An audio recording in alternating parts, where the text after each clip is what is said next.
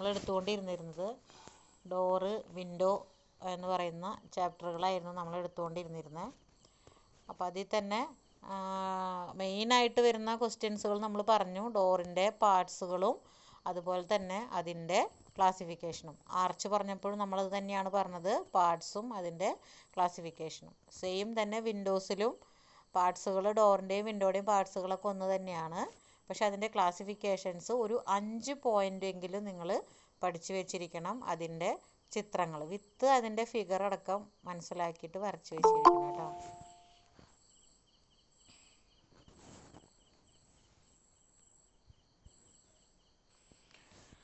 Okay, അപ്പോൾ ഇനി next നമ്മൾ എടുക്കാൻ പോകുന്ന ചാപ്റ്റർ എന്ന് പറയുന്നത് സ്റ്റെയർ ആണ്. അപ്പോൾ സ്റ്റെയറിനെ കുറിച്ചിട്ടാണ് നമ്മൾ ഇതിലും നമുക്ക് മെയിനായിട്ട് പഠിക്കാനുള്ളത് ഇതിൻ്റെ പാർട്സുകൾ തന്നെയാണ് നമുക്ക് മെയിനായിട്ട് വരുന്നത്. അപ്പോൾ ഞാൻ മുന്നേ പറഞ്ഞിരുന്നു ഏതൊക്കെയായിരുന്നു പാർട്സുകൾ വരുന്നത്. ആർച്ച്, ഡോറ്, ഇപ്പോൾ അതേ സ്റ്റെയർ അല്ലേ. ഇവിടുന്ന് ആർച്ച് തൊട്ടാണ് നമ്മൾ അതിൻ്റെ ഭാഗങ്ങൾ പഠിക്കാൻ തുടങ്ങിയത്. അപ്പോൾ ആർച്ചിൻ്റെ ഭാഗങ്ങൾ, ഡോറിൻ്റെ, ഇത് അങ്ങോട്ടും ഇങ്ങോട്ടും തെറ്റിപ്പോവരുത്. അപ്പോൾ ആ ഒബ്ജക്റ്റ് എന്താണെന്നുള്ളത് മനസ്സിൽ നമ്മൾ കരുതിയിട്ട് അതിൻ്റെ ബാക്കി ഭാഗങ്ങൾ നമ്മൾ മനസ്സിലാക്കി വയ്ക്കുക, അതിൻ്റെ പാർട്ടുകൾ നമ്മൾ മനസ്സിലാക്കി വയ്ക്കുക. അപ്പോൾ ആർച്ച്, ഡോറ്, അതുപോലെ തന്നെ സ്റ്റെയർ. ഇപ്പോൾ സ്റ്റെയറിലെ ഭാഗങ്ങൾ എന്തൊക്കെയാണ്? ഇതിലും സെയിം ക്വസ്റ്റ്യൻ തന്നെ, 2 ക്വസ്റ്റ്യൻ തന്നെ നമ്മൾ ഇതിന്ന് പ്രതീക്ഷിക്കുന്നുള്ളൂ. എന്തൊക്കെയാണ്? സ്റ്റെയറിൻ്റെ പാർട്സും അതുപോലെ തന്നെ സ്റ്റെയറിൻ്റെ ക്ലാസിഫിക്കേഷനും.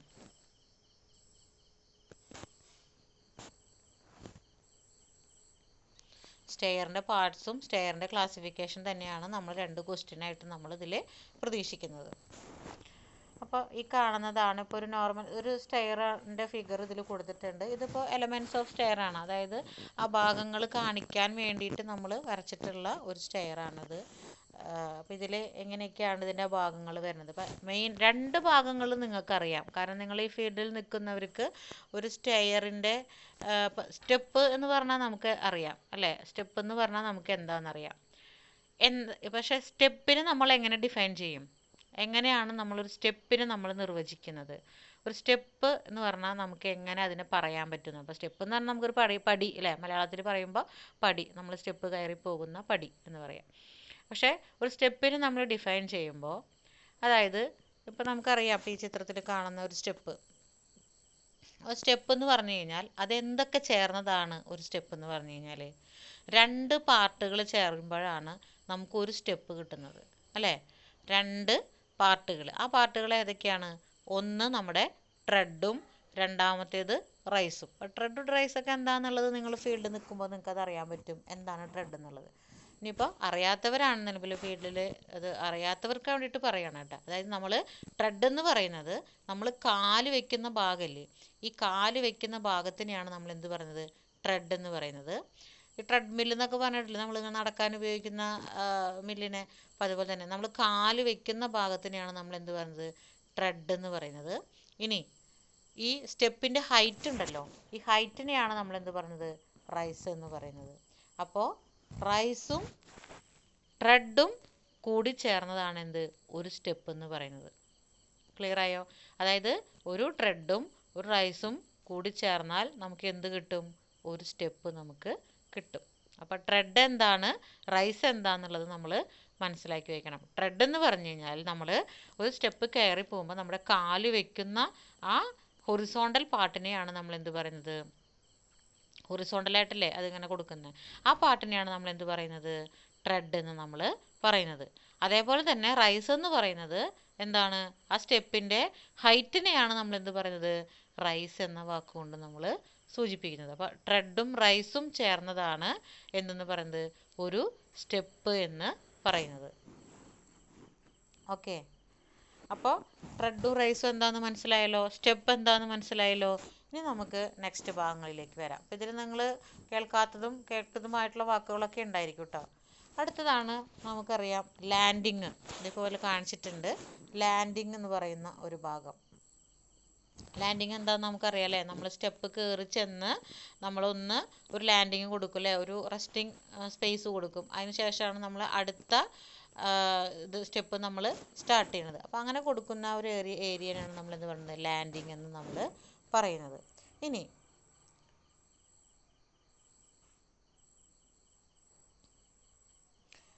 അപ്പോൾ ട്രെഡ് റൈസ്, അപ്പോൾ നമ്മൾ ലാൻഡിങ്. അപ്പോൾ അതിൻ്റെ രണ്ട് ഭാഗങ്ങളാണ് കേട്ടോ ഞാൻ പറഞ്ഞത്. ഇനിയിപ്പോൾ ഇതിലേക്ക് വരുമ്പോൾ ഇവിടെ കണ്ടോ, ഇപ്പോൾ നമ്മൾ ഇത് സ്റ്റാർട്ട് ചെയ്യുന്ന സമയത്ത് നമ്മൾ സ്റ്റെപ്പ് വെച്ച് കഴിഞ്ഞാൽ സൈഡിൽ നമ്മൾ എന്ത് കൊടുക്കും, ഹാൻഡ് റെയിൽ കൊടുക്കും. ആ ഹാൻഡ് റെയിലാണ് കാണിച്ചിരിക്കുന്നത്. നമ്മൾ ഹാൻഡ് റെയിൽ എന്ന് നമ്മൾ പറയുമ്പോൾ ചിലപ്പോൾ നിങ്ങളെങ്ങനെയാണ് ഇപ്പോൾ ഹാൻഡ് റെയിൽ എന്ന് പറയുമ്പോൾ നമ്മൾ മൊത്തം ഈ ഒരു ഏരിയന് മൊത്തമാണ് നമ്മൾ ഹാൻഡ് റെയിൽ എന്ന് പറയുക അല്ലേ. ശരിക്കും നമ്മളൊക്കെ എനിക്കിതൊക്കെ അറിയണേക്കാൾ മുമ്പ് ഞാനൊരു സ്റ്റെയറിൻ്റെ ഹാൻഡ് റെയിൽ എന്ന് പറയുമ്പോൾ എൻ്റെ ഒരു ഇതെന്ന് പറയുന്നത് ആ കയറി പോകുന്ന പിടിക്കുന്നതും അതിൻ്റെ അടിയിൽ കാണുന്ന ഈ ലൈൻസും ഇതെല്ലാം കൂടി ചേർന്നതാണ് നമ്മൾ ഹാൻഡ് റെയിൽ എന്നുള്ള രീതിയിൽ നമ്മൾ പറയും. പക്ഷേ അങ്ങനെയല്ല. ഹാൻഡ് റെയിൽ എന്ന് പറയുന്നത് ഈ സ്ലോപ്പായിട്ട് ഇങ്ങനെ കൊടുത്തിട്ടുള്ളത്, നമ്മൾ കയറി പോകുമ്പോൾ പിടിക്കാനായിട്ട് നമുക്ക് കൊടുത്തിട്ടുള്ളതിനാണ് നമ്മൾ എന്ത് പറയുന്നത്, ഹാൻഡ് റെയിൽ എന്ന് പറയുന്നത്. ആ ഹാൻഡ് റെയിലുമായിട്ട് നമുക്ക് അടിയിലേക്ക് നമ്മുടെ സ്റ്റെപ്പുമായിട്ട് കണക്ട് ചെയ്ത് കൊടുത്തിട്ടുള്ളത്. അതായത് ഇവിടുന്ന് ഇങ്ങോട്ട് നമുക്ക് എന്താ പറയുക, ഒരു ഒരു എന്താ പറയുക, ബലത്തിന് വേണ്ടി, ഒരു ഉറപ്പിന് വേണ്ടി കൊടുത്തിട്ടുള്ള ഇതിനെ നമ്മൾ പറയുന്നത് എന്താണ്, ബാലുസ്റ്റർ എന്നാണ് പറയുന്നത്. ഈ വാക്ക് നിങ്ങൾ കേട്ടിട്ടുണ്ടാവാൻ സാധ്യത കുറവാണ്. അതായത് ബാലുസ്റ്റർ, അതായത് ഹാൻഡ് റെയിലുമെന്ന് സ്റ്റെപ്പിൻ്റെ മുകളിലേക്ക് കൊടുക്കുന്ന ഒരു സപ്പോർട്ടിനെ നമ്മൾ പറയുന്ന പേരാണ് ബാലുസ്റ്റാർ എന്നാണ് പറയുന്നത്. BALUSTER, ബാലുസ്റ്റാർ. അപ്പോൾ ഹാൻഡ് റെയിൽ എന്ന് പറഞ്ഞു കഴിഞ്ഞാൽ അയരമാർക്ക് കണ്ടോ, അതായത് ഇത് പിടിച്ച് കയറുന്ന ഒരു സംഭവം, ആ ഒരു പാർട്ട് മാത്രമാണ് ഹാൻഡ് റെയിൽ എന്ന് പറയുന്നത്. മറ്റേത് ഈ ഹാൻഡ് റെയിലിൻ്റെ മുകളിൽ നിന്ന് സ്റ്റെപ്പിലേക്ക് കൊടുക്കുന്ന കണക്ഷനെയാണ് നമ്മൾ എന്ത് പറയുന്നത്, ബാലുസ്റ്റർ എന്ന് നമ്മൾ പറയുന്നത്. ഇനി ആ ബാലുസ്റ്റാർ കൊടുക്കുമ്പോൾ, അതായത് ഈ ഹാൻഡ് റെയിൽ നമ്മൾ കണക്ട് ചെയ്യുമല്ലോ, ഇത് വെറുതെ വായുവിൽ നമ്മൾ നിർത്തില്ല അല്ലേ, അതൊരു പോസ്റ്റുമായിട്ട് നമ്മൾ ഇതിവിടെ ഇങ്ങനെ കൊടുക്കുന്ന ഈ പോസ്റ്റിനെ പറയുന്ന പേരാണ് ന്യൂവൽ പോസ്റ്റ് എന്നാണ് ഇതിനെ പറയുന്നത്. Newel post. ഇതൊക്കെ വൺ വേർഡിൽ ചോദിക്കാൻ സാധ്യതയുള്ളതാണ് കേട്ടോ. അതായത് ഒരു സ്റ്റെപ്പ് കയറി പോകുമ്പോൾ നമ്മൾ അവിടെ ഒരു പോസ്റ്റ് കൊടുത്തിരിക്കും ഹാൻഡ് റെയിലായിട്ട് കണക്ട് ചെയ്യാൻ വേണ്ടിയിട്ട്. ആ പോസ്റ്റിനെ പറയുന്ന പേരാണ് എന്ത്, ന്യൂവൽ പോസ്റ്റ് എന്നാണ് നമ്മൾ പറയുന്നത്. ഓക്കെ. അപ്പോൾ ഈ ഹാൻഡ് റെയിലുമായി ബന്ധപ്പെട്ടിട്ട് എത്ര കാര്യങ്ങൾ നമ്മൾ പഠിച്ചു, ന്യൂവൽ പോസ്റ്റ് പഠിച്ചു, ഹാൻഡ് റെയിൽ പഠിച്ചു, അതുപോലെ തന്നെ ബാലുസ്റ്റർ പഠിച്ചു. ഓക്കെ.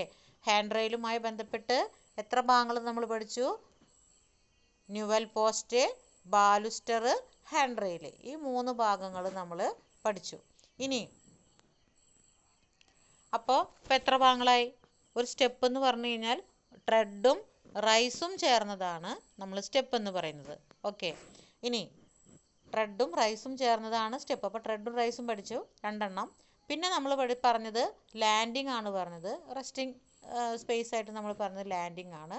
പിന്നെ നമ്മൾ പറഞ്ഞത് എന്താണ്, ഹാൻഡ് റെയിലുമായി ബന്ധപ്പെട്ട് hand rail, baluster, newel post, ഇങ്ങനെ 5 ഭാഗങ്ങളാണ് ഇപ്പം നമ്മൾ പറഞ്ഞത്. അപ്പോൾ ഈ 5 ഭാഗങ്ങളും ഈ സ്റ്റെയർ കാണുമ്പോൾ നമുക്ക് ഓർമ്മ തന്നെ. ഈ സ്റ്റെയറിൻ്റെ പിക്ചർ മനസ്സിൽ വരുമ്പോൾ ട്രെഡ് എന്താണെന്നും റൈസ് എന്താണ്, ഇപ്പോൾ റൈസ് ഇത് ഇവിടെ കാണിച്ചിട്ടുണ്ട്. റൈസ് എന്ന് പറഞ്ഞാൽ ഫുൾ ഹൈറ്റ് ആണ് കേട്ടോ റൈസ് എന്ന് ഉദ്ദേശിക്കുന്നത്.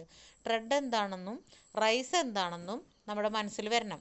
അതേപോലെ തന്നെ ന്യൂവൽ പോസ്റ്റ് എന്ന് പറയുമ്പോൾ അതെന്താണെന്നുള്ള ചിത്രം നമുക്ക് മനസ്സിൽ വരണം. ബാലുസ്റ്റർ എന്താണ്, ഹാൻഡ് റെയിൽ എന്താണ്, അതുപോലെ തന്നെ ലാൻഡിങ് എന്താണ്. അപ്പോൾ ഈ ഒരു പിക്ചറോട് കൂടി നമ്മൾ പഠിക്കും. ഇപ്പം തന്നെ അത് പഠിച്ചു പോവുക കേട്ടോ. ഇപ്പം തന്നെ അത് പഠിച്ചു പോവുക, അത് പിന്നത്തേക്ക് വെക്കണ്ട. ഇനി അപ്പോൾ ഇപ്പം 5 ഭാഗങ്ങളായി. ഇനി നമുക്ക് നെക്സ്റ്റ് ഇതിൽ വരുന്ന ഭാഗങ്ങൾ എന്ന് പറയുന്നത്,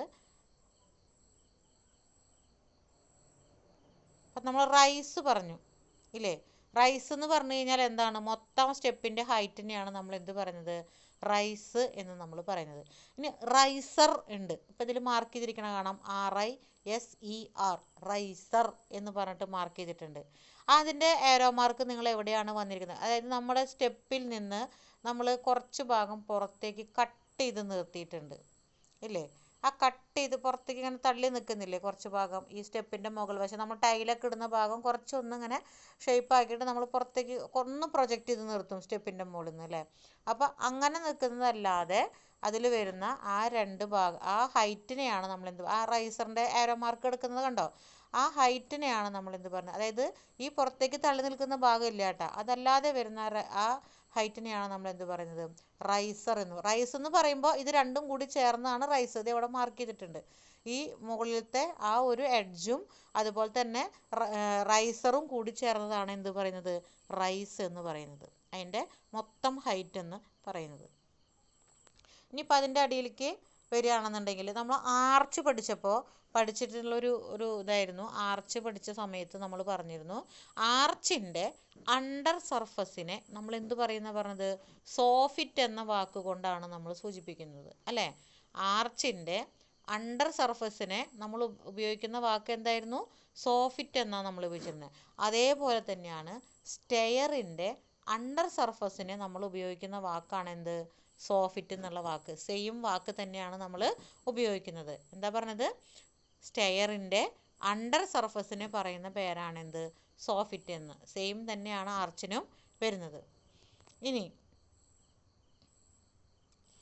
ഈ അടിയിൽ നമ്മൾ അതിൻ്റെ തിക്നെസ് കൊണ്ടാവുമല്ലോ ഈ നമ്മുടെ സർഫസിന്, അതായത് ആർച്ചിൻ്റെ ആ ചെരിഞ്ഞ സ്പേസിന് നമുക്കൊരു തിക്നെസ് പോലെ നമ്മൾ കൊടുത്തിട്ടുണ്ടായിരിക്കും. അതിനെയാണ് നമ്മൾ സ്ട്രിങ് എന്ന് പറയുന്നത്.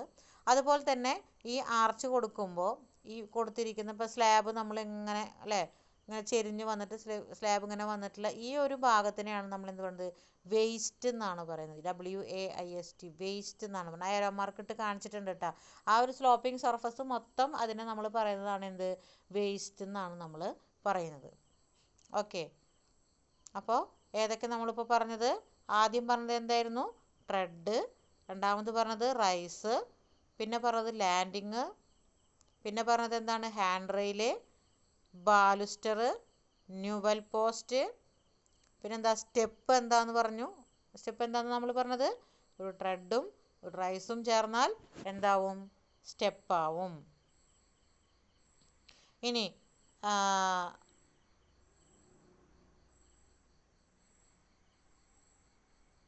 റൈസർ എന്ന് പറഞ്ഞാൽ നമ്മൾ പറഞ്ഞു എന്ത് ആ എഡ്ജ് പുറത്തേക്ക് ഇപ്പോൾ തള്ളി നിൽക്കുന്ന എഡ്ജ് ഒഴിച്ച് ബാക്കി വരുന്ന അതിൻ്റെ ഹൈറ്റിനെയാണ് നമ്മൾ റൈസർ എന്ന് പറയുന്നത്. അപ്പോൾ റൈസ് എന്ന് പറയുമ്പോൾ റൈസറും ആ പുറത്തേക്ക് നൽകുന്ന എഡ്ജും തമ്മിലുള്ള ആ മൊത്തം ഡിസ്റ്റൻസിനാണ് നമ്മൾ എന്ത് പറയുന്നത് റൈസ് എന്ന് നമ്മൾ പറയുന്നത്.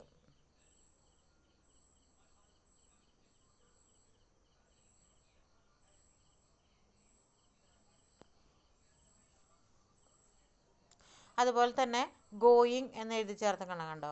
അതെ, ഈ റൈസ് എഴുതി കൊടുത്ത്, അതായത് ഈ പുറത്തേക്ക് തള്ളി നിൽക്കുന്ന ഭാഗം ഒഴികെ സ്റ്റെപ്പിൻ്റെ ആ നമ്മൾ കാല് വയ്ക്കുന്ന ട്രെഡിൻ്റെ നമ്മൾ നടന്നു പോകുന്ന ആ സ്പേസ് ഇല്ലേ അതിനെയാണ് നമ്മൾ എന്ത് പറയുന്നത് ഗോയിങ് എന്നാണ് പറയുന്നത്. ആ ഏരോ മാർക്ക് ഇട്ടിട്ട് അവിടെ കാണിച്ചിട്ടുണ്ട് അത് ഗോയിങ് എന്താന്നുള്ളത്. പിന്നെ ഒന്നുകൂടെ അവരതിനെ എക്സ്പ്ലെയിൻ ചെയ്തിട്ട് കാണിച്ചിട്ടുണ്ട്. ഇതിൽ ആ സ്റ്റെപ്പിനെ ഒന്നുകൂടെ ഒന്ന് കാണിക്കാൻ വേണ്ടി അവർ സെപ്പറേറ്റ് എടുത്ത് വരച്ചിരിക്കുകയാണ് കേട്ടോ. അതായത് ഗോയിങ് എന്താണെന്നുള്ളത് ഇതിൽ നോക്കിക്കഴിഞ്ഞാൽ കുറച്ചും കൂടി നമുക്ക് അതിനൊരു ക്ലാരിറ്റി കിട്ടും. അതായത് ഗോയിങ് എന്ന് പറയുന്നത് നമ്മുടെ ഈ സ്റ്റെപ്പിൻ്റെ കണ്ടോ ഏരോ മാർക്ക് നിങ്ങൾക്ക് ശ്രദ്ധിച്ചോ, അതായത് ഈ എൻഡ് മുതൽ ഈ എൻഡ് വരെയാണ് ഗോയിങ് എന്ന് പറയുന്നത്. ഇനി ആ പുറത്തേക്ക് തള്ളി നിൽക്കുന്ന ഭാഗത്തിനെ പറയുന്ന പേരാണ് എന്ത് നോസിങ് എന്ന വാക്കുകൊണ്ടാണ് സൂചിപ്പിക്കുന്നത്. അപ്പോൾ പുറത്തേക്ക് ഹൊറിസോണ്ടലി തള്ളി നിൽക്കുന്ന ഭാഗം നോസിങ്ങും അതല്ലാതെ നമ്മൾ കാല് വെക്കുന്ന ഭാഗം എന്ന് പറയുന്നത് ഗോയിങ്ങും ആണ്. അപ്പോൾ ഗോയിങ്ങും നോസിങ്ങും കൂടി ചേർന്നതാണ് നമ്മൾ എന്തെന്ന് പറയുന്നത് ട്രെഡ് എന്ന് നമ്മൾ പറയുന്നത്. അപ്പോൾ മനസ്സിലായോ, അതായത് നോസിങ്ങും ഗോയിങ്ങും കൂടി ചേർന്നതാണ് എന്ത് ട്രെഡ് എന്ന് നമ്മൾ പറയുന്നത്. ഇനി റൈസ് എന്താന്നുള്ളത്, റൈസ് എന്ന് പറയുമ്പോൾ ഈ നമ്മൾ ഇടുന്ന ഫ്ലോറിൻ്റെ ആ തിക്നെസ്സും അതുപോലെ തന്നെ നമ്മുടെ ഫുൾ ലെങ്ത്താണ് ഇതിൽ റൈസായിട്ട് കാണിച്ചിരിക്കുന്നത്. റൈസർ എന്ന് പറയുന്നത് ഈ നോസിങ്ങിൻ്റെ പുറത്തേക്ക് തള്ളി നിൽക്കുന്ന നോസിങ്ങിൻ്റെ അടിയിൽ വരുന്ന നേരത്തെ പറഞ്ഞത് തന്നെയാണ് കേട്ടോ. അത് കുറച്ചും കൂടി അവരത് ഇതിലൊന്ന് ഡീറ്റെയിൽഡ് ആയിട്ട് കാണിച്ചിട്ടുണ്ടെന്നുള്ളൂ. ട്രെഡ് അതുപോലെ തന്നെ നമ്മൾ ഇതിൻ്റെ ഈ സൈഡിൽ ഇപ്പോൾ നോസിങ്ങിനും അതുപോലെ തന്നെ റൈസറിനും സപ്പോർട്ടായിട്ട് നമ്മൾ എന്തെങ്കിലും കൊടുക്കുകയാണെന്നുണ്ടെങ്കിൽ അതിന് പറയുന്ന പേരാണ് എന്ത് സ്കൂട്ടിയ എന്നുള്ള വാക്കുകൊണ്ടാണ് നമ്മൾ സൂചിപ്പിക്കുന്നത്. അതായത് നമ്മുടെ നോസിങ്ങിൻ്റെയും റൈസറിനെയും സപ്പോർട്ട് ചെയ്തുകൊണ്ട് എന്തെങ്കിലും പാർട്ട് നമ്മൾ കൊടുക്കുകയാണെങ്കിൽ നമ്മൾ അതിനെന്ത് പറയും സ്കൂട്ടിയ എന്ന വാക്കാണ് നമ്മളവിടെ ഉപയോഗിക്കുന്നത്. അതായത് ഇപ്പോൾ ഈ പറഞ്ഞ ഭാഗത്തിന് അവർ കുറച്ചുകൂടെ ഒന്ന് എക്സ്പ്ലെയിൻ ചെയ്തിട്ട് ഇട്ടിട്ടുണ്ടെന്നുള്ളൂ കേട്ടോ.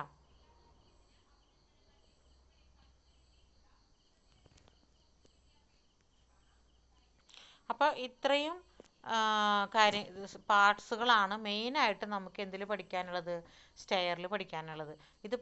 അപ്പോൾ ഇത് ഓരോ പേരുകൾ പറയുമ്പോഴും അത് ഇന്ന ഏരിയയിൽ ഇന്ന ഭാഗമാണെന്ന് കൃത്യമായിട്ട് നമ്മുടെ മനസ്സിൽ ഉണ്ടായിരിക്കണം. എന്നാലാണ് നമുക്കിത് എഴുതാനായിട്ട് പറ്റുള്ളൂ.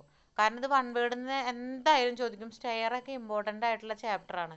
കഴിഞ്ഞ കൊല്ലം സ്റ്റെയറിൽ നിന്ന് ക്വസ്റ്റ്യൻസ് വന്നിട്ടുണ്ടായിരുന്നു. ടൈപ്സ് ഓഫ് സ്റ്റെയർ നമുക്ക് വന്നിട്ടുണ്ട്, ഉറപ്പാണ്. അത് കഴിഞ്ഞ കൊല്ലം വന്നതാണ്. അപ്പോൾ ഇക്കൊല്ലം ചിലപ്പോൾ ഡോറായിരിക്കാം, അല്ലെങ്കിൽ വിൻഡോ ആയിരിക്കാം, അല്ലെങ്കിൽ ആർച്ചായിരിക്കാം. അപ്പോൾ ഏത് വേണമെന്നുണ്ടെങ്കിൽ ഇതിൽ നിന്ന് എന്തായാലും നമുക്കൊരു 2-3 ക്വസ്റ്റ്യൻ വരും. അപ്പം നിങ്ങൾക്ക് എന്താ വെച്ചാൽ ഓപ്ഷൻസ് ഉണ്ടല്ലോ, 4 ക്വസ്റ്റ്യൻ നമുക്ക് ഓപ്ഷൻ ഉള്ളത് കൊണ്ട് നമുക്കതിന് ഏത് വേണമെന്നുണ്ടെങ്കിലും നമുക്ക് തീരെ പറ്റാത്തതാണ് അറിയാത്തതാണെന്നുണ്ടെങ്കിൽ നമുക്ക് വിട്ട് കളയാം. അപ്പോൾ ഏതാണ് പഠിക്കാൻ നിങ്ങൾക്ക് കൂടുതൽ ഈസി ആയിട്ട് തോന്നണതെന്ന് വെച്ചെങ്കിൽ ആ ക്വസ്റ്റ്യൻസുകൾ നല്ല വൃത്തിയായിട്ട് നമ്മൾ ഇരുന്ന് പഠിക്കും. ഞാനിപ്പോൾ ഈ പറയുന്ന ക്വസ്റ്റ്യൻസ് ഉണ്ടല്ലോ, ഇത് ചോദിക്കാൻ സാധ്യതയുണ്ട് എന്നൊക്കെ ഞാൻ പറയുന്ന കാര്യങ്ങളൊന്ന് നോട്ട് ചെയ്ത് വെച്ചേക്കുക. അപ്പം ഇതിൽ സ്റ്റെയറിൻ്റെ ഭാഗങ്ങളാണ് ഇപ്പം നമ്മൾ പറഞ്ഞത്. ഏതൊക്കെ ഭാഗങ്ങൾ പറഞ്ഞാൽ പേരുകൾ പറയുമ്പോൾ ആ ഭാഗങ്ങൾ ഓർമ്മയിൽ വരുന്നുണ്ടോ എന്നുള്ളത് നിങ്ങളൊന്ന് മനസ്സിൽ കാണാം. ഓക്കെ, അതായത് ഏതൊക്കെയാണ്? ലാൻഡിങ് അല്ലേ, ഇപ്പോൾ ഇവിടുന്ന് മുകളിൽ നിന്ന് വരികയാണ് ലാൻഡിങ്. പിന്നെന്താ ഈ പോസ്റ്റിന് നമ്മളെന്താ പറയുന്നത്? സ്റ്റാർട്ടിങ്ങിൽ പറയുന്നത് ന്യൂവൽ പോസ്റ്റ് എന്നാണ് പറയുന്നത് അല്ലേ. പിന്നെ നമ്മളെന്താ നമ്മുടെ ഹാൻഡ് റെയില്, അതുപോലെ ബാലുസ്റ്റർ, അതുപോലെ തന്നെ റൈസ് എന്താണ്, ട്രെഡ് എന്താണ് അല്ലേ. ട്രെഡ് എന്ന് പറഞ്ഞാൽ എന്തൊക്കെ ചേർന്നതാണ്? ട്രെഡ് ഗോയിങ്ങും നോസിങ്ങും ചേർന്നതാണ് എന്തെന്ന് പറയുന്നത്? ട്രെഡ് എന്ന് പറയുന്നത്. നമ്മളിവിടെ കാണിച്ചിട്ടുണ്ട്, ഗോയിങ്ങും നോസിങ്ങും ചേർന്നതാണ്. നോസിങ് എന്ന് പറയുന്നത് നമ്മുടെ എന്താ പറയുക, ഗോയിങ്ങിൽ നിന്ന് പുറത്തേക്ക് തള്ളി നിൽക്കുന്ന, അപ്പോൾ അവിടെ നമ്മൾ ഫ്ലോറിങ്ങിൽ കൊടുക്കുന്ന മെറ്റീരിയൽസുകളാണ് കൂടുതലും നമുക്ക് അങ്ങനെ പുറത്തേക്ക് തള്ളി നിർത്തുക അല്ലേ. ടൈലൊക്കെ ഇടുന്ന സമയത്ത് അല്ലെങ്കിൽ ഫ്ലോറിങ് ചെയ്യുന്ന സമയത്ത് നമ്മൾ അതിൻ്റെ എഡ്ജ് ഒന്ന് പുറത്തേക്ക് കുറച്ച് തള്ളി വെക്കും. അപ്പോൾ ട്രെഡ് എന്ന് പറഞ്ഞാൽ ഗോയിങ്ങും നോസിങ്ങും ചേർന്നാണ് ട്രെഡ് എന്ന് പറയുന്നത്. അതുപോലെ തന്നെയാണ് റൈസ്. റൈസ് എന്ന് പറഞ്ഞാൽ നമ്മുടെ റൈസറും അതുപോലെ തന്നെ ഈ നോസിങ്ങിൻ്റെ തിക്നെസ്സും ചേർന്നതാണ് എന്ന് പറയുന്നത് റൈസ് എന്ന് പറയുന്നത്. പിന്നെ വേസ്റ്റ് എന്ന് പറഞ്ഞു കഴിഞ്ഞാൽ ചെരിഞ്ഞ പ്രതലം അല്ലേ. നമ്മുടെ സ്റ്റെയറിൻ്റെ സൈഡിലുള്ള ആ സൈഡിലുള്ള സ്പേസാണ് കേട്ടോ. ചെരിഞ്ഞിട്ടുള്ള സ്പേസിനെയാണ് നമ്മൾ എന്ത് പറയുന്നത്? വേസ്റ്റ് എന്ന വാക്കുകൊണ്ട് നമ്മൾ സൂചിപ്പിക്കുന്നത്. ഇനി സോഫിറ്റ് എന്ന് പറഞ്ഞു കഴിഞ്ഞാൽ ഒരു ആർച്ചിൻ്റെ അണ്ടർ സർഫസിനെയാണ് നമ്മൾ എന്ത് പറയുന്നത്? സോഫിറ്റ് എന്ന് നമ്മൾ പറയുന്നത്. അപ്പോൾ ഇത്രയും ഭാഗങ്ങൾ. ഇപ്പോൾ സ്റ്റെപ്പ് എന്ന് പറഞ്ഞു കഴിഞ്ഞാൽ ഒരു സ്റ്റെപ്പിൻ്റെ ഡെഫിനിഷൻ ചോദിച്ചു കഴിഞ്ഞാൽ നമുക്ക് പറയാൻ കിട്ടണം എന്താണ് സ്റ്റെപ്പിൻ്റെ ഡെഫിനിഷൻ? അതായത് ട്രെഡും റൈസും, ഒരു ട്രെഡും ഒരു റൈസും ചേർന്നതാണ് എന്തെന്ന് പറയുന്നത്? ഒരു സ്റ്റെപ്പ് എന്ന് നമ്മൾ പറയുന്നത്. അപ്പോൾ അങ്ങനെ നമ്മളതിനെ സ്റ്റെപ്പിന് നമ്മൾ അങ്ങനെ എഴുതി വയ്ക്കണം. അപ്പോൾ അത് ഈ ഓരോ ഭാഗങ്ങളും പറയുമ്പോൾ നമ്മളതിനെ കൃത്യമായിട്ട് നിങ്ങളത് ഏതാണ് ആ ഭാഗം എന്നുള്ളത് അപ്പം നിങ്ങളുടെ മനസ്സിൽ വരണം. ഇനി ഞാനിതിൽ പറയാൻ പോകുന്നത് എന്ന് വെച്ചാൽ നെക്സ്റ്റ് ഒരു ഇതിൽ എഴുതിയിട്ടില്ല അത്, പക്ഷേ ഫ്ലൈറ്റ് എന്ന വാക്ക് നമ്മളിതിൽ ഉപയോഗിക്കുന്നുണ്ട്. FLIGHT. ഇപ്പോൾ ഫ്ലൈറ്റ് എന്നുള്ള വാക്കൊക്കെ നമുക്കറിയാം. ഫ്ലൈറ്റ് നമ്മൾ എവിടെയാണ് അത്തരത്തിലുള്ള വാക്കുകളൊക്കെ നമ്മൾ ഉപയോഗിക്കുന്നത് എന്നുള്ളതൊക്കെ നമുക്ക് അറിയാം. അപ്പോൾ ഈ ഫ്ലൈറ്റ് എന്ന് പറഞ്ഞു കഴിഞ്ഞാൽ നമ്മളിപ്പോൾ യാത്ര ചെയ്യാനൊക്കെ ഉപയോഗിക്കുന്ന ഫ്ലൈറ്റ്, പക്ഷേ ഇവിടെ ഉപയോഗിക്കുന്ന ഫ്ലൈറ്റ് ആ ഫ്ലൈറ്റ് അല്ല. ഇവിടെ നമ്മൾ പറയുന്നത് എന്താ വെച്ചാൽ ഫ്ലൈറ്റ് എന്ന് പറഞ്ഞാൽ ഒരു കൂട്ടം സ്റ്റെപ്പുകൾ, അതിനെയാണ് നമ്മൾ എന്ത് പറയുന്നത്? ഫ്ലൈറ്റ് എന്ന് പറയുന്നത്. എന്താണ്? ഒരു കൂട്ടം സ്റ്റെപ്പുകൾ. ആ സ്റ്റെപ്പുകളെയാണ് നമ്മൾ എന്ത് പറയുന്നത്? ഫ്ലൈറ്റ് എന്ന് പറയുന്നത്. അതിന് നമുക്കൊരു കണക്കുണ്ട്. ഈ ഒരു സീരീസ് ഓഫ് സ്റ്റെപ്സ് എന്നാണ് പറയുന്നത്. സീരീസ് ഓഫ് സ്റ്റെപ്സ് ആണ് എന്ത് ഫ്ലൈറ്റ് എന്ന് പറഞ്ഞു കഴിഞ്ഞാൽ. അതായത് ഒരു ഫ്ലൈറ്റിൽ മാക്സിമം 12 സ്റ്റെപ്പുകളും മിനിമം 3 സ്റ്റെപ്പുകളും വേണമെന്നാണ് നമ്മുടെ ബിൽഡിംഗ് റൂള്. ഒരു ഫ്ലൈറ്റിലെ മാക്സിമം 12 സ്റ്റെപ്പുകളും മിനിമം 3 സ്റ്റെപ്പുകളും. മാക്സിമം 12 സ്റ്റെപ്പേ കൊടുക്കാനായിട്ട് പാടുള്ളൂ. മിനിമം നമുക്ക് എത്ര സ്റ്റെപ്പ് കൊടുക്കാം? 3 സ്റ്റെപ്പുകൾ എങ്കിലും കൊടുക്കണം എന്നതാണ് എന്ത് നമ്മുടെ ബിൽഡിംഗ് റൂൾ പ്രകാരമുള്ള സ്റ്റെയറിൻ്റെ സ്റ്റെപ്പുകളുടെ എണ്ണത്തിൽ വരുന്ന എണ്ണം നമുക്കിങ്ങനെ വേണമെന്ന് നമ്മൾ കാൽക്കുലേറ്റ് ചെയ്യുന്നത്. അപ്പോൾ ഫ്ലൈറ്റ് എന്ന് പറഞ്ഞാൽ എ സീരീസ് ഓഫ് സ്റ്റെപ്സ്, അതായത് സ്റ്റെപ്പുകളുടെ ഒരു കൂട്ടത്തിനെയാണ് നമ്മൾ എന്ത് പറയുന്നത്? ഫ്ലൈറ്റ് എന്ന് പറയുന്നത്. ഈ ഫ്ലൈറ്റിൽ എത്ര സ്റ്റെപ്പുകൾ ഉണ്ടായിരിക്കണം? ഇത് ഇമ്പോർട്ടൻ്റ് ആണ് കേട്ടോ. നമുക്ക് ചോദിക്കാം, വൈവയ്ക്കടക്കം ചിലപ്പോൾ അവർ ചോദിക്കാറുണ്ട്. അതായത് മാക്സിമം സ്റ്റെപ്പ് എന്ന് പറയുന്നത് എത്രയാണ്? 12 സ്റ്റെപ്പും മിനിമം സ്റ്റെപ്പ് എന്ന് പറയുന്നത് 3 സ്റ്റെപ്പുമാണ്. ഒരു ഫ്ലൈറ്റിൽ എന്തൊക്കെ ഉണ്ടായിരിക്കും? 12 മാക്സിമം 12 സ്റ്റെപ്പ്, മിനിമം 3 സ്റ്റെപ്പ് ഉണ്ടായിരിക്കും. ഫ്ലൈറ്റ് എന്ന് പറഞ്ഞു കഴിഞ്ഞാൽ സീരീസ് ഓഫ് സ്റ്റെപ്പുകളുടെ ഒരു കൂട്ടത്തിനെയാണ് നമ്മൾ എന്ത് പറയുന്നത്? ഫ്ലൈറ്റ് എന്ന വാക്കുകൊണ്ട് നമ്മൾ ഉദ്ദേശിക്കുന്നത്. ഇപ്പോൾ ഇതിൽ സ്കോട്ടിയ പറഞ്ഞില്ല അല്ലേ? നോസിങ്ങിന് അടിയിൽ കൊടുക്കുന്ന ഭാഗമാനത്തിനെയാണ് നമ്മൾ സ്കോട്ടിയ എന്ന് പറയുന്നത്. റൈസറിനോട് ചേർന്ന് നോസിങ്ങിൻ്റെ അടിഭാഗത്തായിട്ട് നമ്മൾ കൊടുക്കുന്നതാണ് എന്ത്? സ്കോട്ടിയ എന്ന വാക്ക് നമ്മൾ അവിടെ ഉപയോഗിക്കുന്നത്.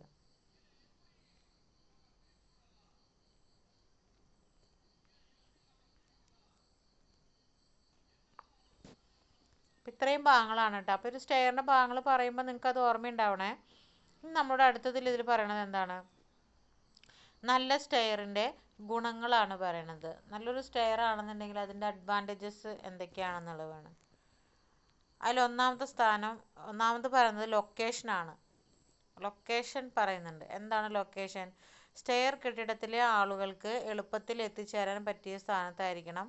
വേണ്ടത്ര വെളിച്ചവും അതുപോലെ തന്നെ ശുദ്ധവായുവും ലഭ്യമാകണം എന്നാണ് പറയുന്നത് അല്ലേ? ഇപ്പോൾ ഒരു സ്റ്റെയർ നമ്മൾ കൊടുക്കുമ്പോൾ അതിൻ്റെ ലൊക്കേഷൻ എന്ന് പറയുന്നത് ഇമ്പോർട്ടൻ്റ് ആണ്. ഒരു കെട്ടിടത്തിലെ സ്റ്റെയർ കേസ് ഉപയോഗിക്കുമ്പോൾ അല്ലേ, സ്റ്റെയർ കെട്ടിടത്തിലെ ആളുകൾക്ക് എളുപ്പത്തിൽ എത്തിച്ചേരാൻ പറ്റിയ സ്ഥാനത്തായിരിക്കണം. അതുപോലെ തന്നെ വേണ്ടത്ര വെളിച്ചവും ശുദ്ധവായുവും കിട്ടുന്ന രീതിയിലായിരിക്കണം ലഭ്യമാകുന്ന രീതിയിലായിരിക്കണം നമ്മൾ എന്ത് ചെയ്യേണ്ടത്? ലൊക്കേഷൻ സെലക്ട് ചെയ്യേണ്ടത്. പിന്നെന്താണത്? നോട്ടിൽ ക്ലാരിറ്റി കുറവുണ്ടല്ലേ, ഫോട്ടോ എടുത്തത്. വീതിയാണ് പറയുന്നത്. അതായത് സ്റ്റെയറിൻ്റെ സൗകര്യപ്രദമായിട്ട് ഉപയോഗിക്കാൻ ആവശ്യമുള്ള വീതി ഉണ്ടായിരിക്കണം. വീടുകൾക്ക് ആണെന്നുണ്ടെങ്കിൽ 110 സെൻറ്റിമീറ്ററോ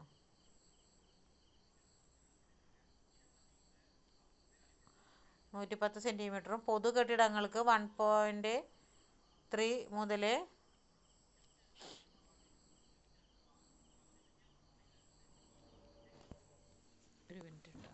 നിങ്ങളുടെ കയ്യിൽ നോട്ട് വീടുകൾക്ക് 90 സെന്റിമീറ്റർ കാണുന്നത്. ഞാനിതിൽ ക്ലാരിറ്റി വരുന്നുണ്ട്. ഞാൻ ആ ബുക്ക് ഒന്ന് എടുക്കട്ടെ. നിങ്ങളുടെ കയ്യിൽ ബുക്ക് ഉണ്ടെങ്കിൽ നിങ്ങൾ ബുക്ക് എടുത്തോളൂ കേട്ടോ. ആ ഫോട്ടോയ്ക്ക് ക്ലാരിറ്റി കുറവുണ്ട്, അപ്പോൾ എനിക്ക് വായിക്കാൻ പറ്റണില്ല. ഞാൻ ആ ബുക്കൊന്ന് എടുത്തോട്ടെ. ബുക്ക് നോക്കി വായിക്കാം. നിങ്ങളുടെ കയ്യിൽ ബുക്ക് ഉണ്ടെങ്കിൽ അത് എടുത്തോളൂ കേട്ടോ.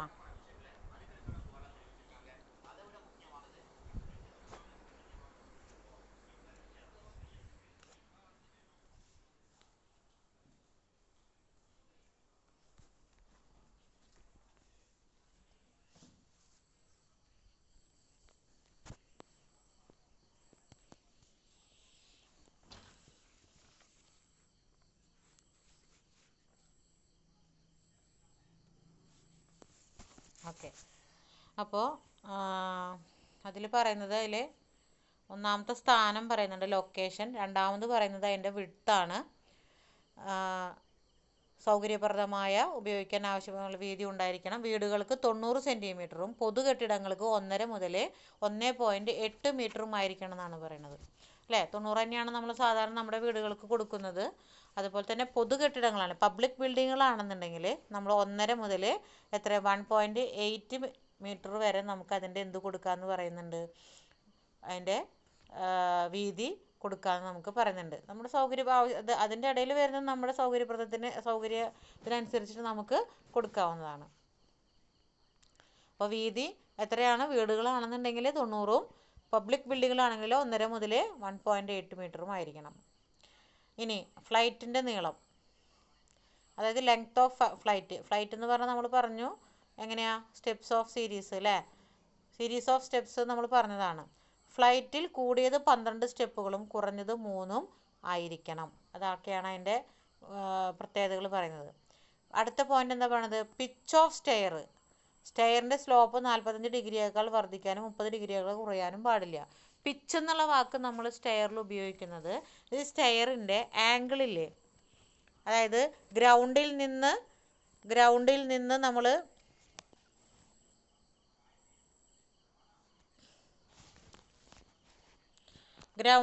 നമ്മൾ മാർക്ക് ചെയ്യണ ഭാഗമല്ലേ, ഈ ചെരിഞ്ഞു പോകുന്ന ഈ സ്ട്രിങ് ഇങ്ങനെ ചെരിഞ്ഞു പോകുന്നില്ലേ, ആ ആംഗിൾ ഉണ്ടല്ലോ, ആ ആംഗിളാണ് പറയുന്നത് എത്ര 30 ഡിഗ്രിക്കും 45 ഡിഗ്രിക്കും ഇടയിൽ, 45 ഡിഗ്രിക്കും 30 ഡിഗ്രിക്കും ഇടയിലായിരിക്കണം എന്ന് പറയുന്നത്. അതിനെ ആ ആംഗിളിനെയാണ് നമ്മൾ എന്ത് പറയുന്നത്, പിച്ച് എന്ന് നമ്മൾ പറയുന്നത്. അതായത് നമ്മുടെ സ്റ്റെയറിൻ്റെ സ്ലോപ്പ് സ്റ്റാർട്ട് ചെയ്യുന്ന പോയിന്റ് ഉണ്ടല്ലോ, ആ സ്റ്റെപ്പ് നെയ്തിൻ്റെ അടിയിലത്തെ സ്ട്രിങ്ങിൻ്റെ ആ പോയിന്റ് സ്ലോപ്പ് സ്റ്റാർട്ട് ചെയ്യുമ്പോൾ അവിടെ ഒരു ആംഗിൾ രൂപപ്പെടുന്നുണ്ട്. ആ ആംഗിൾ എന്ന് പറയുന്നത് എത്രയായിരിക്കണം, 30 ഡിഗ്രി അല്ലെങ്കിൽ 45 ഡിഗ്രി ആയിരിക്കണം. അതായത് 45 ഡിഗ്രിയേക്കാൾ കൂടാനും 30 ഡിഗ്രിയേക്കാൾ കുറയാനും പാടില്ല. പിച്ച് ഓഫ് സ്റ്റെയർ, അതായത് സ്റ്റെയറിൻ്റെ സ്ലോപ്പ് എന്ന് പറയുന്നത്, ആംഗിൾ എന്ന് പറയുന്നത്, സ്ലോപ്പ് എന്ന് വെച്ചാൽ ആംഗിൾ എന്ന് പറയുന്നത് എത്രയാണ്, 45 ഡിഗ്രിയേക്കാൾ കൂടാനും 30 ഡിഗ്രിയേക്കാൾ കുറയാനും പാടുള്ളതല്ല.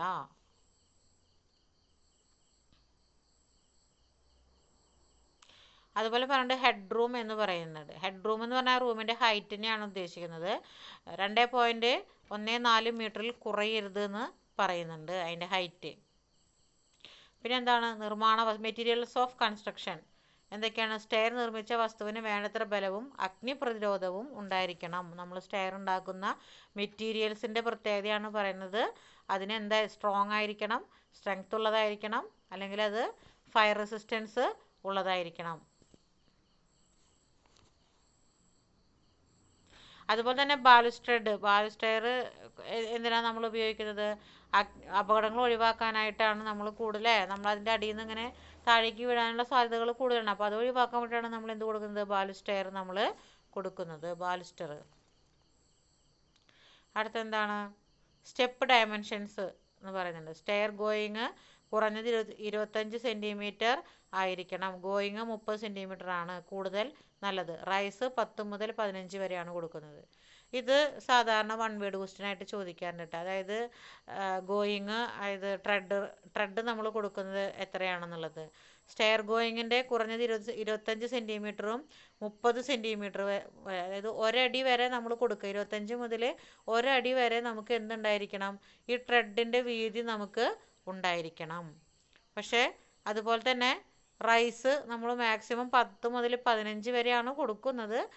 ചില ബിൽഡിങ്ങിൽ 17, 18 സാധനം കൊടുക്കാറുണ്ട്. പക്ഷെ 15 ആണ് നമുക്ക് എന്താ പറയുക, കൺവീനിയൻ്റ് ആയിട്ടുള്ള, അല്ലെങ്കിൽ നമുക്ക് കയറി പോകാനായിട്ട് ഈസി ആയിട്ടുള്ള ഒരു ഹൈറ്റ് എന്ന് പറയുന്നത് 15 സെൻറ്റിമീറ്റർ, മാക്സിമം 15 സെൻറ്റിമീറ്റർ തന്നെയാണ്. 10 മുതൽ 15 സെൻറ്റിമീറ്റർ വരെ നമ്മൾ എന്ത് കൊടുക്കുന്നു എന്ന് പറഞ്ഞു, റൈസ് നമ്മൾ കൊടുക്കുന്നു. അതുപോലെ ട്രെഡ് നമ്മളിപ്പോൾ എത്രയാണ് പറഞ്ഞത്, 25 മുതൽ 30 സെൻറ്റിമീറ്റർ, അതായത് ഒരടി വരെ നമുക്ക് കയറി പോകുന്ന രീതിയിൽ കാലിൻ്റെ ആ ഒരു സൈസ്, ട്രെഡിൻ്റെ സൈസ് എന്ന് പറയുന്നത് 10 മുതൽ 15 സെൻറ്റിമീറ്റർ വരെ നമുക്ക് ട്രെഡല്ല, റൈസ്, അതിൻ്റെ ഹൈറ്റ് കൂടുന്തോറും എന്താ ഉണ്ടാവുക, നമ്മൾ ഈ റൈസിൻ്റെ റൈസ് കൂടുന്തോറും എന്ത് സംഭവിക്കുക, നമുക്കത് കയറി പോവാനുള്ള ബുദ്ധിമുട്ടുകൾ കൂടും അല്ലേ. നമുക്ക് മുകളിലേക്ക് കയറി പോകാനുള്ള ബുദ്ധിമുട്ട് കൂടും ഹൈറ്റ് കൂടുന്നതിനനുസരിച്ച്.